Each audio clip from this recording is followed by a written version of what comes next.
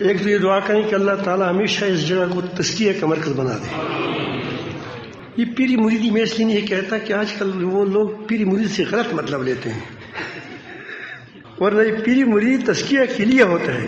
پیری مریدی یہ تصوف کا مقصد یہ ہے کہ انسان کا تزکیہ ہو جائے.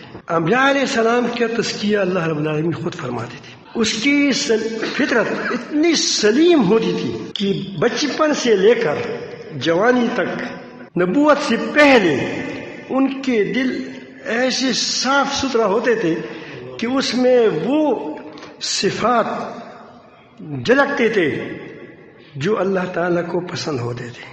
آپ اندازہ لگائیں، حضرت موسیٰ علیہ السلام کو جب اللہ تعالیٰ نے پیغمبر بنایا، یعنی بھیجا، پیغمبر تو پہلے نبی تو پہلے سے نبی ہوتے ہیں. جس طرح کھجور کی گٹلی پہلے سے کیا ہوتی ہے؟ کھجور ہی ہوتی ہے، لیکن پل اپنے موقع پہ لاتا ہے. تو جب ان کو اللہ تعالیٰ نے فرمایا کہ تم فرعون کے پاس جاؤ، فإنہ طغیٰ، وہ سرکش ہو چکا ہے. جس کو اللہ تعالیٰ سرکش کہے وہ کیسے سرکش ہوگا؟ اور بیچتا اس کو ہے جس سے وہ بھاگ آیا تھا. اور یہ بہت بڑی ذمہ داری تھی. جن لوگوں کے دلوں میں احساسی ذمہ داری، امانت کا احساس ہوتا ہے، وہ کبھی بھی منصب کا شوق نہیں رکھتا. منصب کا شوق وہ رکھتا ہے جس کے دل میں احساسی ذمہ داری نہ ہو. تو میں یہ کر رہا تھا کہ تمام پریشانیوں کا حل انبیاء علیہ السلام کی پیروی میں ہے. جتنی پریشانیاں ہیں، اب تک ہم نے یہ سوچا کہ ہم آگے ہو جائیں. ہم ابھی تک اپنی مدرسے نہیں نکلے. اپنی مدرسے کے بڑھائی کے لیے دوسری مدارس کی ہم بدخواہی چاہتے ہیں. اپنی مسجد کو عروج پر لے جانے کے لیے، وہ بھی اللہ کا گھر ہے، دوسرا بھی اللہ کا گھر ہے، ہم اس کی ٹانگیں کھینچتے ہیں. کھینچتے نہیں کھینچتے.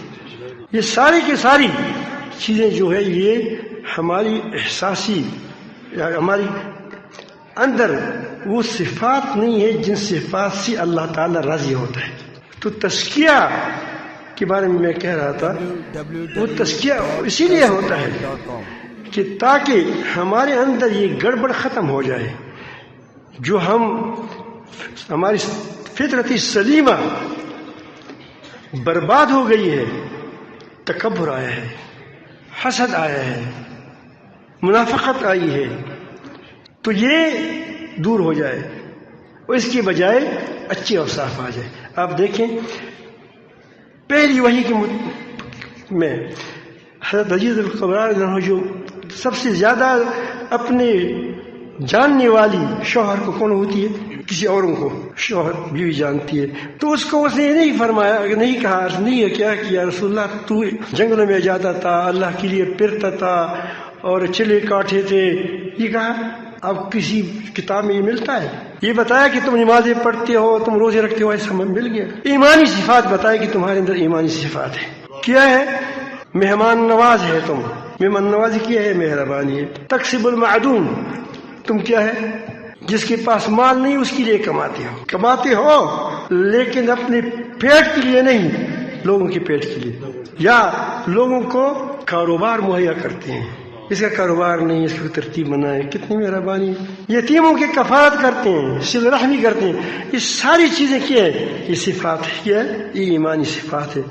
یہ انبیاء علیہ السلام کو نبوت سے پہلے سے کیا مزین ہوتے تھے. اسی لیے ان کی پیچھے جو جائے گا ان کو یہ صفات ملیں گے. تو تزکیہ یہی ہے کہ ہمارے دلوں سے غیر اللہ کا خوف نکل جائے، ایک اللہ کا خوف آئے.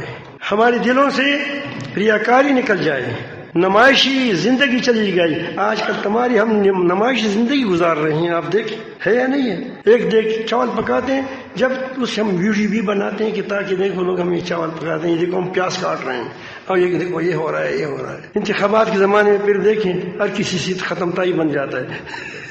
تو یہ نمائشی زندگی ہے. آپ نے تبلیغ والوں کو دیکھا ہوگا، وہ کہتے ہیں قریب بیٹھ جاؤ. سیاسی آدمیوں کو دیکھا ہوگا، وہ کہتے ہیں گرمی ہے دور بیٹھا کرو تاکہ وہاں تک لشکر سامنے آ جائے. ہے یا نہیں ہے؟ تو اللہ رب العالمین جل جلالہ کی نمائش چیزوں کا کیا، اس کو کس کی کیا ضرورت ہے؟ اللہ تعالیٰ جل جلالہ تو پاک ہے اسے، وہ تو دلوں کو دیکھتا ہے. تو یہ جب ریاکاری دور ہو جاتی ہے، نفاق دور ہو جاتا ہے، شرک دور ہو جاتا ہے، تو پھر آدمی کو دل جب صاف ہوتا ہے تو اللہ تعالیٰ کو دیکھتا ہے، اللہ تعالیٰ کی ذات کو نہیں، اللہ تعالیٰ کی صفات کو دیکھتا ہے.